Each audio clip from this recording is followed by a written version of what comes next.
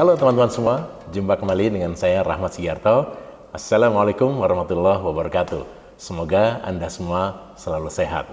Kita ketemu lagi dalam pembahasan tentang HCDP, Human Capital Development Plan. Pada video yang lalu kita sudah bahas tentang sistem penghargaan dan pengakuan. Maka pada video kali ini kita akan bahas tentang manajemen karir dan suksesi. Yuk, ikuti terus video ini.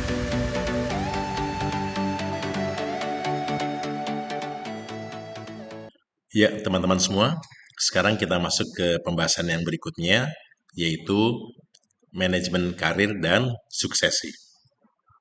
Dalam konsep HCDP atau Human Capital Development Plan, manajemen karir dan suksesi merupakan elemen yang ketujuh, yaitu kegiatan untuk menyiapkan calon pemimpin dan tenaga ahli untuk mengisi posisi-posisi penting di masa depan. Jadi, manajemen karir dan suksesi dalam Human Capital Development Plan dimaksudkan untuk memastikan pegawai memiliki jalur pengembangan yang jelas untuk mencapai potensi terbaik mereka, sekaligus mempersiapkan organisasi menghadapi perubahan dengan memastikan adanya penerus yang kompeten untuk posisi strategis. Apa sih manajemen karir? Manajemen karir adalah proses sistematis untuk membantu pegawai merencanakan dan mengembangkan jalur karir mereka yang sejalan dengan tujuan organisasi.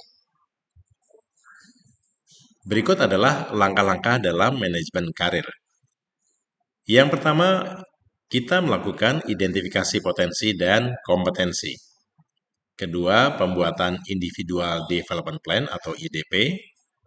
Ketiga, jalur pengembangan karir. Keempat, rotasi kerja dan penugasan khusus.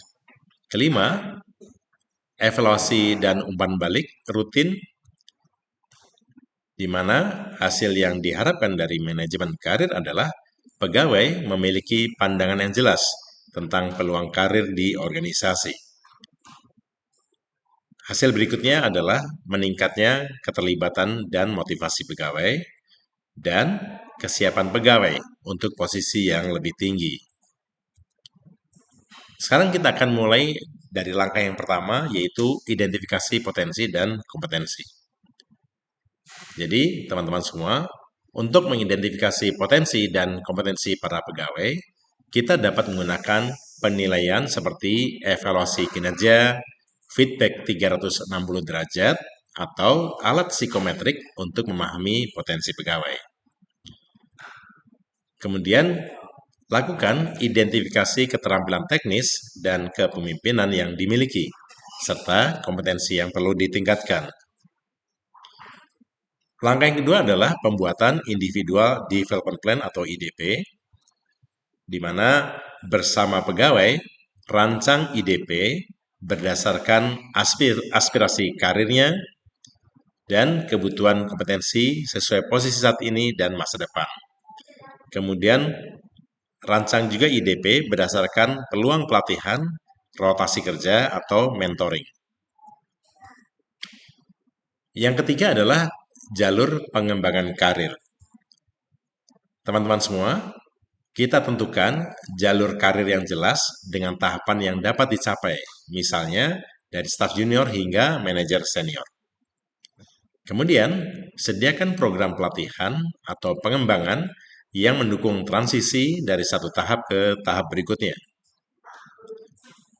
Yang keempat adalah rotasi kerja dan penugasan khusus.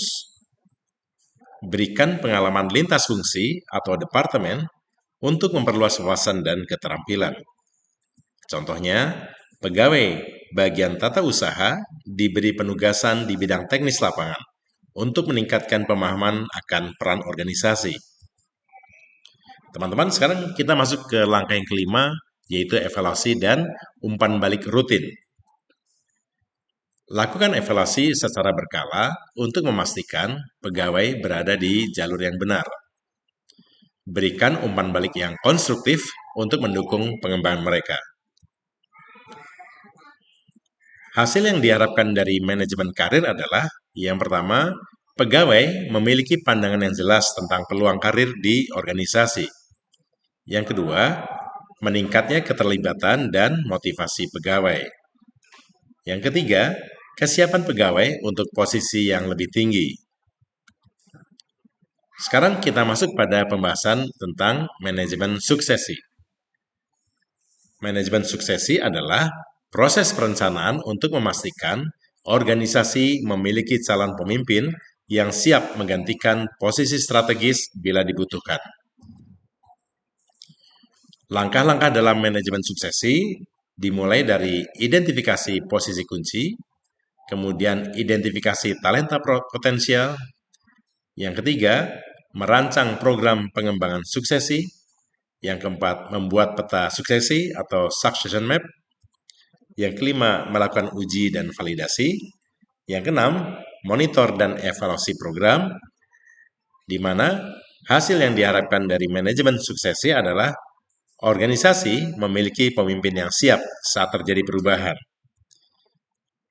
Manfaat yang lain yaitu pengurangan risiko operasional akibat kekosongan posisi kunci. Manfaat lainnya, talenta internal berkembang secara berkelanjutan.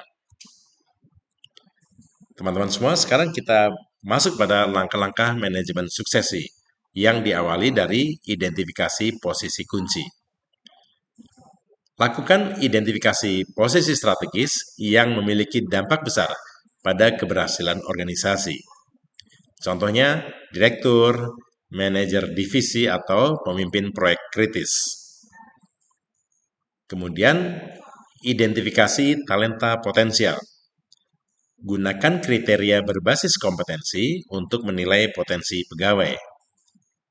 Kombinasikan penilaian internal seperti evaluasi kinerja, umpan balik atasan, dan penilaian eksternal seperti tes psikometrik dan assessment center. Langkah yang ketiga adalah merancang program pengembangan suksesi. Sediakan pelatihan khusus untuk pengembangan kompetensi kepemimpinan. Berikan tugas atau proyek strategis untuk membangun keterampilan manajerial. Libatkan calon pemimpin dalam perencanaan strategi organisasi untuk memperluas wawasan mereka. Teman-teman, langkah yang keempat adalah membuat peta suksesi atau succession map. Buat daftar calon penerus untuk setiap posisi kunci. Kedua, kategorikan calon penerus berdasarkan tingkat kesiapan mereka. Kategori yang bisa Anda lakukan adalah kategori misalnya siap sekarang, yaitu kandidat yang langsung dapat menggantikan posisi. Kategori kedua, siap dalam 1 sampai dengan 3 tahun, yaitu kandidat yang butuh sedikit pelatihan tambahan. Dan kategori yang ketiga, yaitu siap dalam 3 sampai 5 tahun, yaitu kandidat yang perlu pengembangan lebih lanjut. Berikutnya adalah langkah yang kelima, yaitu uji dan validasi. Uji kesiapan calon pemimpin melalui simulasi kepemimpinan, proyek besar, atau pelatihan intensif. Validasi kemampuan mereka melalui penilaian dari atasan atau mentor. Yang keenam adalah monitor dan evaluasi program. Pantau progres calon penerus secara berkala. Tinjau apakah program suksesi menghasilkan penerus yang kompeten saat dibutuhkan.